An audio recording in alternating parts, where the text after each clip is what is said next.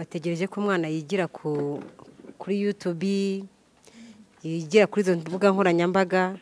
Nta mubyeyi ushaka kubwira umwana we nk'ubwo buzima, baba bafite isoni.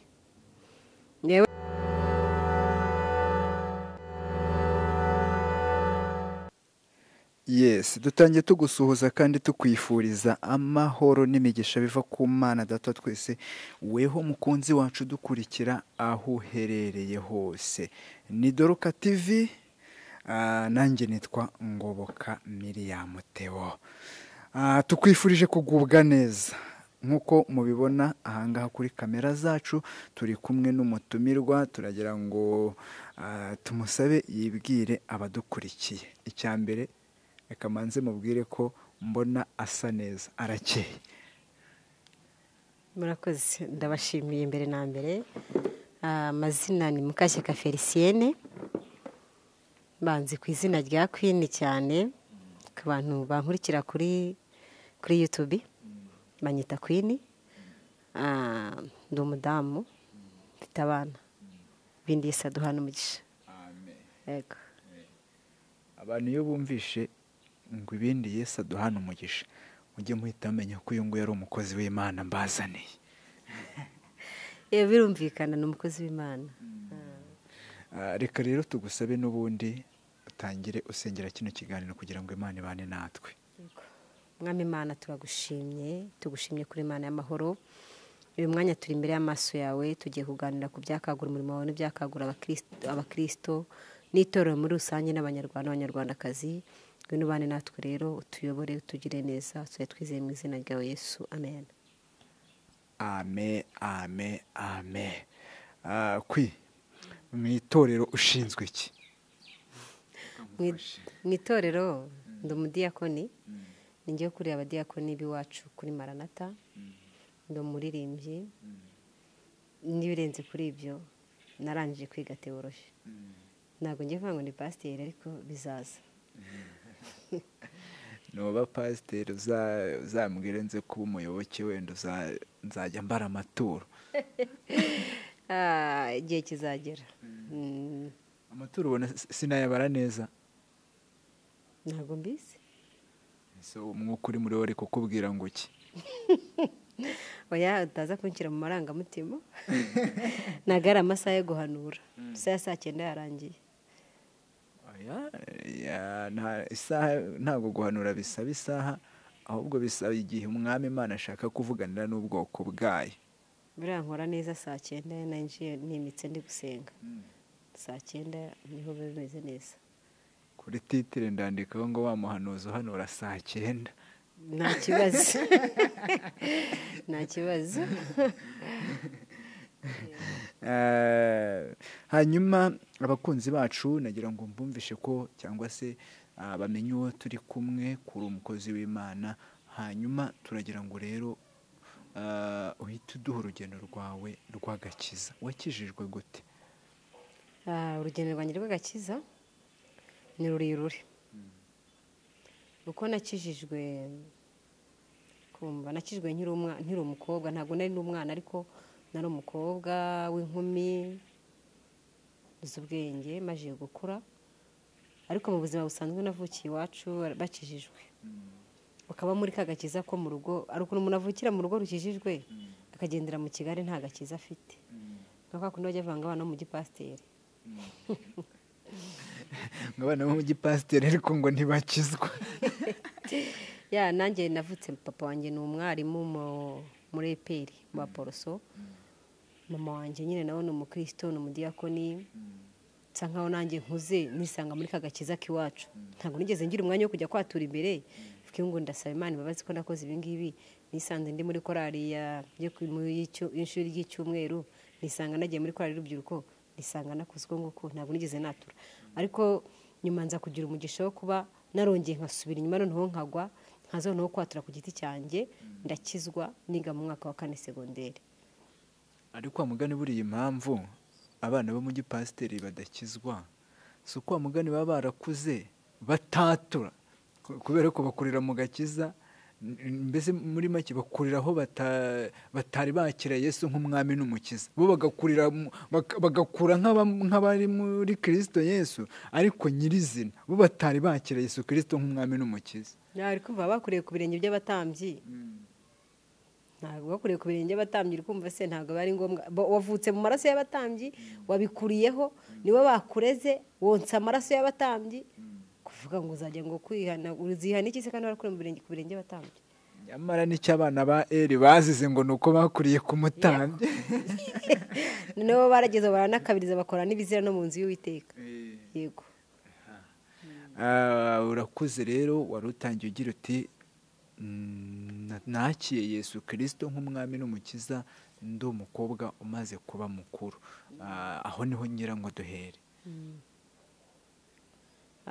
Mu buzima kugira ngo nkizwe, nakijijwe bitewe n'urugero nari naraciyemo n'ibigeragezo nagiye ncamo, ndangije numva ko Kristo, ko bagenda bamumbwira, numva ko Kristo ari uburuhukiro bwa buri wese, mfata umwanzuro wo gukurikira Kristo, ndihana, ndakizwa, mva mu ngeso mbi nakoraga, kuko buriya nari umusinzi kandi iwacu ubu bonyine ari babarokore. Papa ari mwarimu, nkasindira ku ishuri, just nagera mu rugo nkaba umuririmbyi, nkambara amapantaro ku ishuri, nkambara izo mini ku ishuri, kuko mu rugo iwacu uri kumva mu abaporoso ubundi twebwe bo mu cyaro bagira kondisiyo nk'iza ADPR, ariko abaporoso b'i Kigali bo nabonye bo bambara uko bashaka bagashyiraho n'imisatsi. niyo ko njyaho itorero nakuriyeho iwacu ntabwo wari wemerewe gushyiramo produit, ntiwari wemerewe kwambara mini, pasura ntiwari uyemerewe, pasura iringaniye ariko indende cyane ntabwo abaga uyemerewe. Ubwo rero nsa nkaho namaze kumenya umuhamagaro ndimo nyuma, ko nakuze kuko nyine ubundi buriya ababyeyi nibo bakwihaniye, baba bakwihaniye, maze gukura Satani areba aravuga ati rero uno mwana kugira ngo nzamufatishe, kuko n'uno munsi iyo ntagira urwo rugendo naciyemo rwa mbere, ntabwo uyu munsi naba ndi umukristo. Satani biravuga ati kugira ngo uno mwana nzamufatishe, reka munyage, mutware, mukoresha ibibi, nanza yihane ku giti cyiwe. Ni ngombwa ko mba igikoresho cya Satani mu gihe kingana nk'umwaka, ariko Imana iza kureba iravuga ati uyu mwana wanjye sinamurata, reka mube hafi. Urwo rugendo rero nabayemo rwatumye nkizwa, mpinduka mushya, mba icyaremwe gishya. Ni ukuri uyu munsi wa none ndashima Imana, kuko Kristo hari ikintu yakoze kubera ako gakiza ninjiyemo icyo gihe kuri iyo myaka. Ubwo rero uragira uti ababyeyi nibo banyihaniye, ariko reka wenda duhite tunagaruka ku gakiza k'abana bavukira mu gipasiteri, cyangwa se ku gakiza k'abana bavukira mu ngo zikijijwe. Wa mugani aka gakiza aho ntabwo tukabona ari uko bagarutse imbere y'ababyeyi kuko bari gutinya igitsure cy'ababyeyi, ariko aho ababyeyi batari. Sinabikubwiye se, nabikubwiye aho umubyeyi atari. Ubundi nk'umwana bakuriye mu gipasiteri, bakuriye mu kirokore nk'uko utangiye ubivuga, buriya akizwa kubera ko ari uruhande rw'ababyeyi. Noneho nta nubwo aba yemera ko yirinda amaso y'Imana, ahubwo atinya amaso y'umubyeyi wiwe, niyo maso atinya, kuko amaso y'Imana aba atarayatinya. Erega umuntu burya azamureke, ikintu buriya nkunda abarokore nuko bareka umuntu agakura, akiyigira, akigira umubatizo ku giti cyiwe. Nk'abanyagatulika umuntu abatizwa atazi ibyo ari byo, ariko nk'umurokore iyo umwana ku myaka 12, twebwe doctrine z'itorero ryacu ku myaka 12 nibwo tubasha gukubatiza, kuko wamaze guhitamo ukamenya kuvuga ngo nemeye gukurikira Kristo nk'umwami n'umukiza wanjye. Ko buriya wa mwana ukiri hasi ubatiza agifite umwaka, afite amezi, ntabwo amenya icyo agiye gukora icyo ari cyo.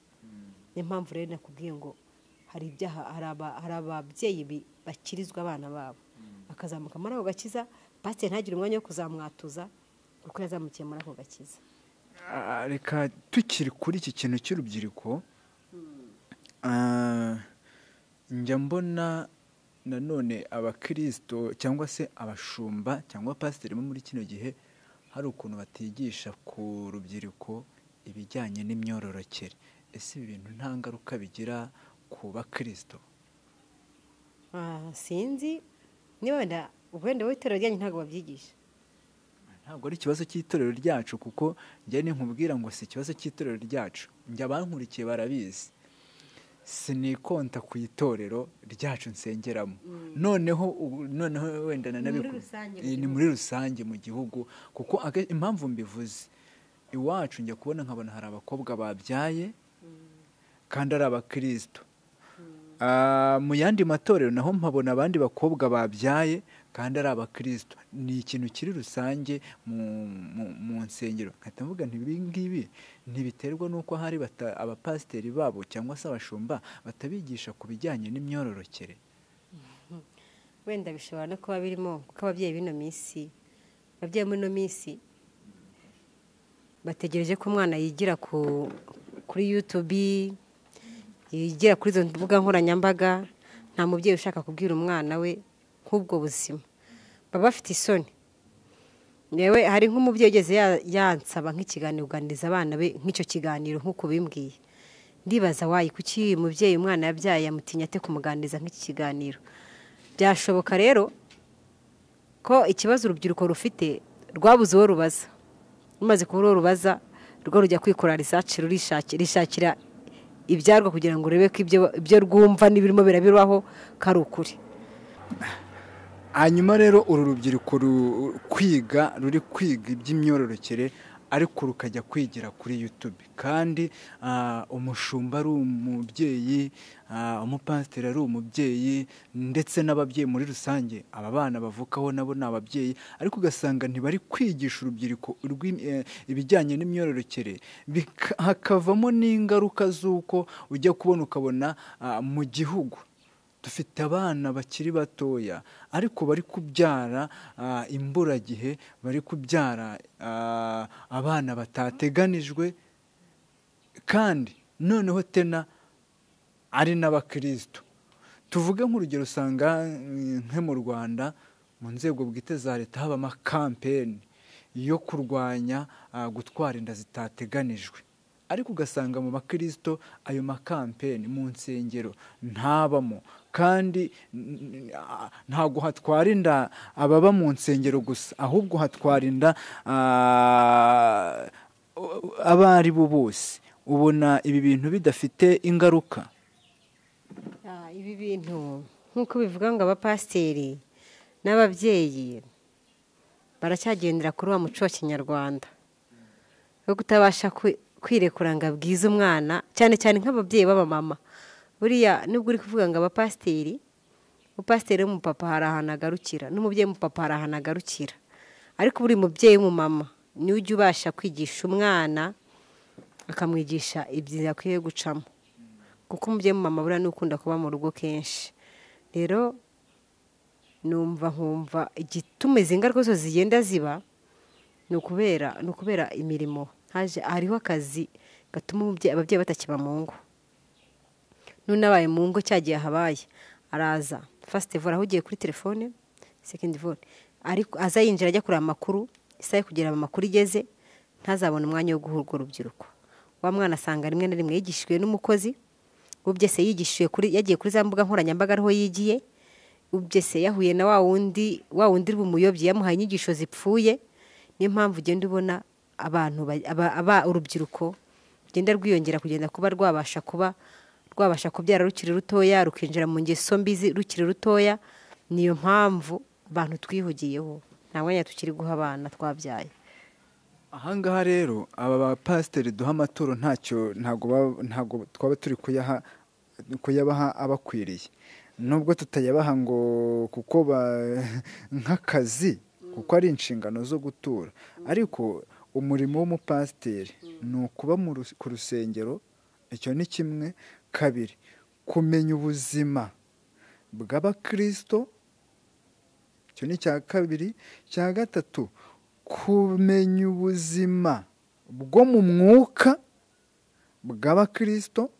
Uri kumva? Kuko niba habonetse umukobwa yishingiye, umukobwa yatwaye inda, kandi abarizwa mu rusengero rwawe, aha ni ikimenyetso kigaragaza yuko utujuje inshingano nk'umupasiteri. Uri kuvuga ngo abapasiteri b'abagabo hari aho bagarukira, abapasiteri b'abagabo niba hari aho bagarukira nibahagarukire ku bakobwa ariko bigisha abahungu. Ikindi bafite ababyeyi basengera muri izo nsengero bagahaye izo nshingano zo kugira ngo bigishe abakobwa. ariko ndi kumva uri gutunga urutoki abapasiteri cyane. Ikintu cya mbere, uburere buruta ubuvuke. Uburere kandi buturuka he? Mu rugo. Uburere bwa mbere buva mu rugo. Pasiteri azakora inshingano zo kugira ngo yigishe urwo rubyiruko, kuko n'ijambo ry'Imana rikintu rijya rihindura ku bantu. Ariko mu rugo, yewe hano nari mbanje kujya mu rugo, ababyeyi babuze umwanya wo kugira ngo ahe umwanya abana babyaye. Ntabwo ari ukuvuga ngo ndi gutunga urutoki abapasiteri, oya, ahubwo niba buri munyarwanda wese agomba gufata umwana wese nk'uwe, noneho guki uyu mupasiteri umushumba noneho tena buriya uzi ko nubwo uvuga ngo uburere buva mu rugo, uzi yuko ushobora kugera mu rusengero ukahakura uburere buruta ubwo mu rugo. Kubera iki? Uburere bwo mu rugo ni uburere bw'ibyo umubyeyi yanyuzemo cyangwa uko ashaka kuba, ariko iyo ugeze mu rusengero uhakubitana n'uburere bushaka ko Imana ishaka ko uba. Yes. Kabiri noneho uburere bwo mu rusengero buhita buza bushorewe n'umwuka wera. Uri kumva? Niyo mpamvu rero mba mvuga ngo ni ukubera iki tubona abakobwa b'abakristo batwaye inda kandi bakagombye kuba aha mu rusengero bahakura uburere bunashorewe n'umwuka wera. Ejo bundi sinzi umuntu kari rimwe dusenga, arangije ashyiramo akantu avuga ngo abakristo bashobora kuba batumva, n'urubyiruko rushobora kuba rutumva, kuko ntabwo numva yuko pasiteri ashobora kuva ku wa mbere umwaka ugashira atarabwiriza urubyiruko ubuzima busanzwe bw'isi.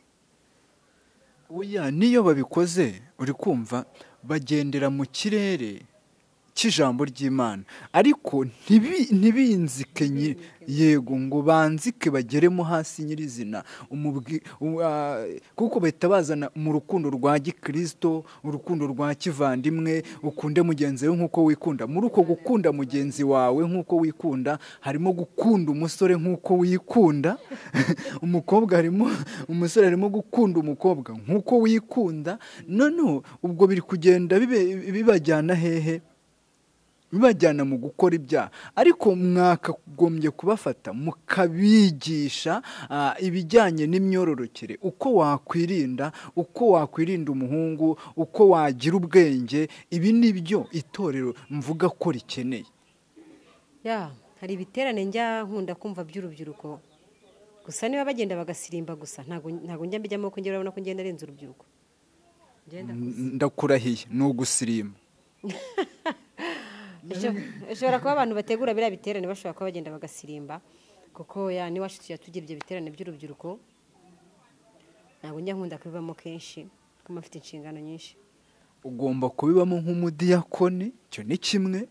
Icya kabiri, ukabibamo nk'umuntu ufite urubyiruko nawe ruri kuzamuka. Njye impamvu nkubwiye ngo ni ugusirimba gusa, none se ngenda cyari mu rubyiruko ntabwo nyirurimo, ariko njyayo nk'ijisho ry'umunyamakuru. Nawe rero ugomba kuhaba nk'umudiyakoni. Uri kumva tuba dufite abadiyakoni wenda b'urubyiruko, icyo gihe mpanga urubyiruko njye nkajya dawuni, kubera ko imyaka nayo si ikintu. Wibuke yuko upanze, uri kumva, upanze akanyoni ngo kica ko bangana, ugomba kugenzura nk'umubyeyi. Ariko birumvikana ibintu uri kumbwira ndi kubyumva. Birakwiye kuko buriya na leta y'u Rwanda isigaye ikenera kugira ngo yumvishe abaturage ikintu ikagicisha mu nsengero. Nko muri uno mwaka habayeho igihe cy'insengero cyo kwibuka, insengero zigapanga umunsi wawo wo kwibuka. Uri kumva rero n'icyo ngicyo ni nk'aho ari politike y'igihugu, kuba wakigisha urubyiruko ibintu by'imyororokere ni politike y'igihugu. Uretse ko n'amacano ari kugenda bikora, ama YouTube ari kugenda bikora, sinzi niba ugikunda kubikurikira cyane, ari kugenda bikora. gusa wenda sinzi niba rwaba ari urubyiruko rutumva, ariko uri kumva n'undi mukoro umpaye wo kuba twatekereza kuba twakwigisha urubyiruko minsi ya none ducishiye mu nsengero. Ko mu nsengero buri muntu ushaka kuza mu rusengero yavuye kwiba, warangiza haza umuntu mu rusengero wa muhanuzi yaza yareba muri za nguni z'umutima we agatangira kumubwira ati ibi n'ibintu wabikoze, ibi n'ibintu wabikoze, ibi n'ibintu wabikoze, agatahana ubwoba bumwe bukomeye. Noneho ubashiye no kumwigisha, ukamwigisha nk'ibyo bintu, ukamwigisha n'uko agomba kwitwara, n'uko agomba kwirinda, n'uko agomba kubaho mu buzima bw'imihindukire y'ubuzima, ashobora kuba yagira ubwoba kubera ko ibintu byo mu nsengero abantu barabyumva abantu kurenza kubyigira hanze. Kuko wafata ukabishyira hariya mu nama y'umudugudu, ubu byose mu kagoroba k'ababyeyi ko nabo ngo bajya babyigisha. Bigisha ababyeyi ntabwo bigisha urubyiruko, kandi none aha turi gusa n'urubyiruko ruba rurimo. Nagiye ngenda njya mu biterane bitandukanye by'urubyiruko, urabona ko hajyabaho bayi vakansi. Urumva bari igiterane cy'urubyiruko bari gusezera kuri vakansi kuko bagiye ku ishuri. Njye nagiye njyamo rero, n'ubu iyo byaje ntafite akazi kenshi, dore ko mba nshinzwe kenshi, nabwo njyayo. Ariko icyo nagiye mbona ni uko hatabamo abapasiteri muri ya bayi vakansi, basezere vakansi ariko aho bagiye babigisha uko bagomba kwitwara. Dore ubu ngubu usanga hari abari kuvuga ngo mu bigo hakagombye kuba harimo puridanse, udukingirizo. Ese ni gute abapasiteri mudahita mugira iyerekwa umuvuga ngo natwe mu bigo twakagombye